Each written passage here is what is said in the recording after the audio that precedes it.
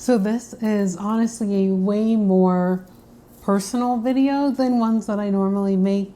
And if you're interested in learning more about my own journey into working with somatics and becoming a somatic coach, then I invite you to check this one out. I'm Brittany Rochelle. I'm a somatic coach, and you're watching Magnificently Melanated. Today I wanted to share a little bit more about my background and really what brought me to doing this work of working with the body. I think it's really important to talk about the fact that I am a second generation cult survivor. I was born into a fundamentalist Christian cult where I wasn't allowed to wear makeup, earrings, pants, go to the movie theaters, wear nail polish, cut my hair, dye my hair, do really much of anything. There was a lot of fire and brimstone teachings. There was a lot of, if you do certain things, then you're tempting men, then you're asking for it. A lot of victim blaming culture and the threat of rape being used, and actual child molestation and rape happening in the environment that I grew up in.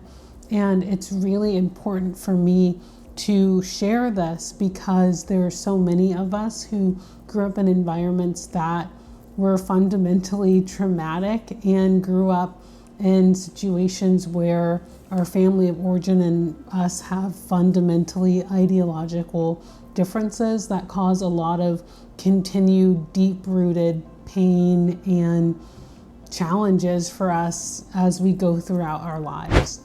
So for me and my story, I decided to leave that environment as soon as I could. Once I was able to financially support myself, I did. And the first thing I did was to stop paying tithes or giving money to that institution or to that church. And I started my journey in therapy. I did a lot of talk therapy, otherwise known as cognitive behavioral therapy or CBT.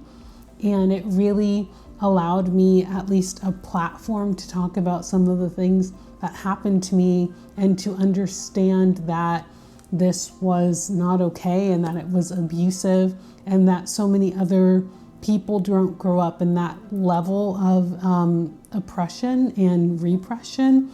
And it really helped me open the door to what my healing journey would become. But after a few years, I realized that I was talking about things over and over again, but I really wasn't getting any kind of freedom from them, or I felt like I was just kind of going in circles. I didn't see my life changing, and I didn't see the way I showed up and engaged with people and environments in my life changing for the better. I didn't get that relief I was looking for. And that's really what led me to do somatic work, where I learned that really trauma does not live in the logical brain. It lives in our bodies, and the ways that we can heal and release it and integrate our traumatic experiences or traumatic backgrounds really happens through our bodies. And so the tools and things that really worked for me and that I continue to do to this day are the ones that I put into my ebook, Melanin: A Reclamation.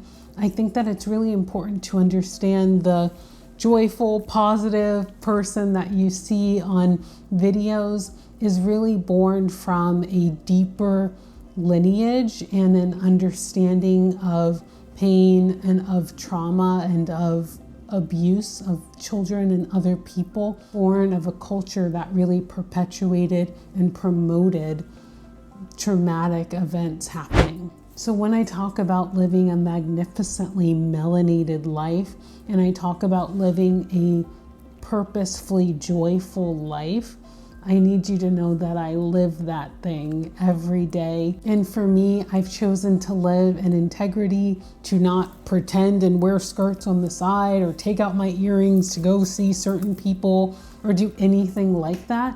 I've chosen that over my family of origin dynamics. I've chosen that over pleasing others or even being accepted or understood by people who are still living in that cult environment. And for me, it's important to share more of my story and really where I'm coming from when I talk about these tools, when I talk about trauma, and when I talk about choosing to live a joyful and magnificently melanated life. So I just wanted to share that. I would love to